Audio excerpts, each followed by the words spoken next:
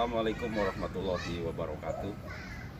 Alhamdulillah wassalatu wassalamu ala rasulillah wa ala alihi wa ashabihi wa mawalah amma ba'dah.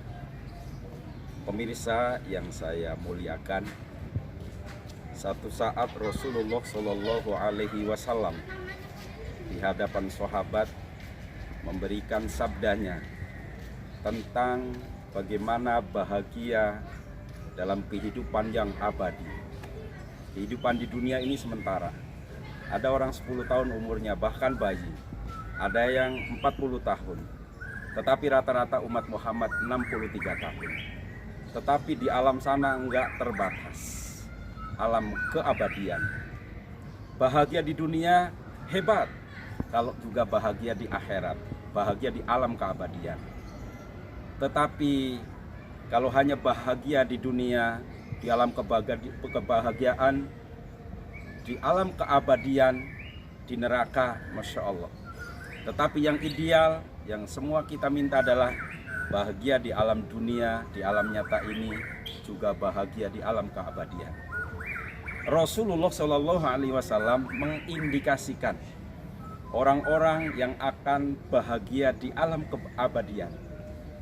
Alamatus sa'adah, orang diindikasikan sa'adah, beruntung.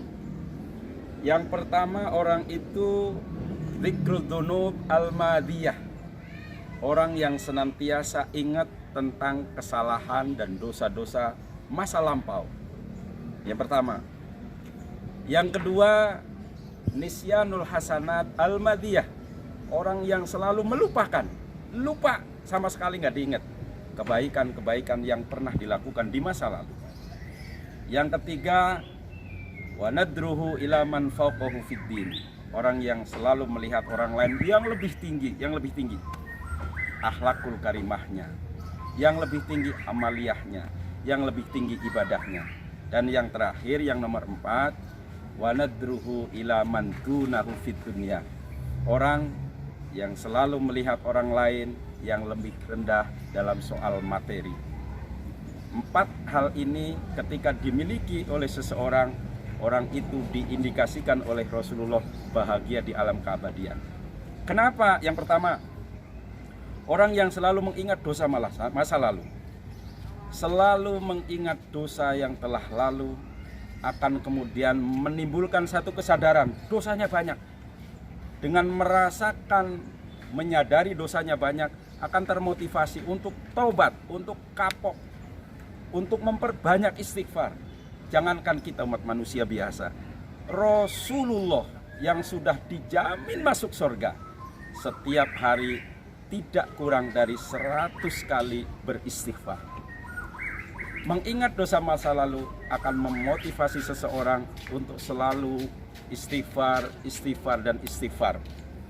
Dosa sebesar apapun, kalau dikikis sedikit demi sedikit, istighfar, taubat dan tobat, mohon maaf dan mohon ampunan kepada Allah, akan dihapuskan dan akan tidak punya dosa. Innallaha ghafurur rahim. Allah maha memberikan ampun dan maha memberikan kasih sayang. Malam yuhorhir, manusia akan terampuni dosanya ketika minta diampuni oleh Allah saat belum ruh di tenggorokan. Yang pertama. Yang kedua, nisyanul hasanat al-madiyah, melupakan kebaikan-kebaikan yang telah lalu. Karena kita tidak pernah tahu kebaikan yang kita lakukan, yang kita jalani, diterima oleh Allah atau tertolak, qabul atau mardud, diterima atau ditolak, kita nggak pernah tahu. Melupakan kebaikan masa lalu akan menimbulkan dirinya merasa belum pernah berbuat baik, sama sekali belum punya kebaikan, sehingga termotivasi untuk menambah kebaikan dan kebaikan. Pemirsa yang dimuliakan Allah, kadang kita menggampangkan, ada satu kebaikan sedikit, kita tidak anggap kita baikan.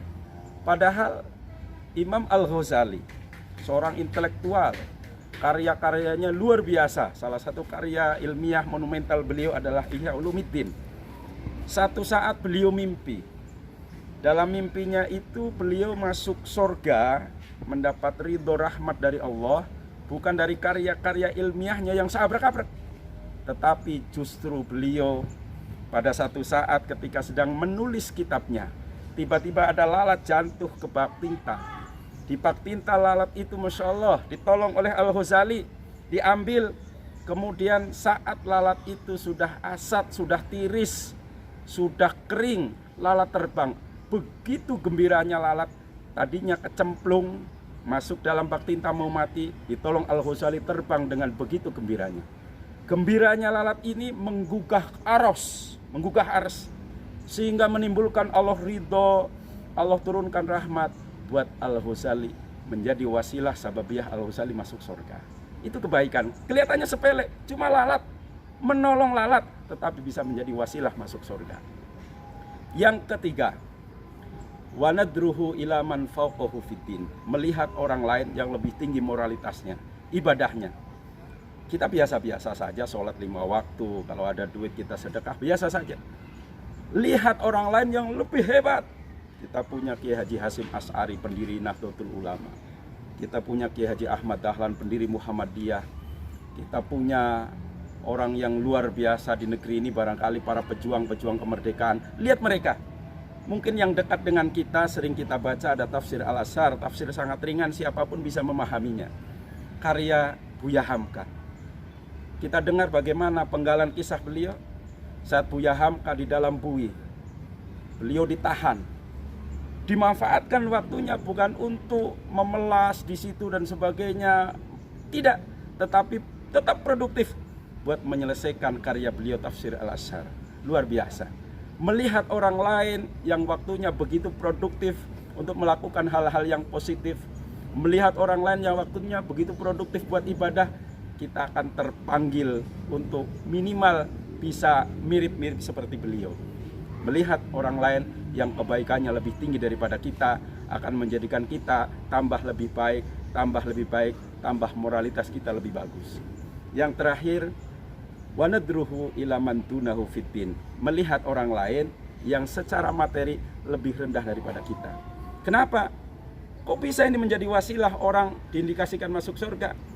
Ketika seseorang melihat orang lain yang secara materi lebih rendah, akan timbul rasa syukur. Satu contoh. Kita jalan pakai mobil dingin, pakai AC. Laju mobil kita tinggal injek gas. Tiba-tiba di depan kita di tanjakan ada seorang aki-aki tukang gerobak bakso, nuntun bakso pelan-pelan. Kita berhenti karena di depan kita ada gerobak bakso yang didorong aki-aki, kasihan luar biasa, keluar keringat, Masya Allah. Berhenti. Kemudian mobil-mobil di belakang antri, nggak sabar dia pencet klakson, Masya Allah, tatot. Saat saya minggir, keluar dari mobil, kemudian kita bantu aki-aki itu dorong gerobak, yang lain bisa lewat, baru dia buka kaca, mengacungkan jempol. Tapi bukan itu yang kita minta, yang kita harapkan bukan itu.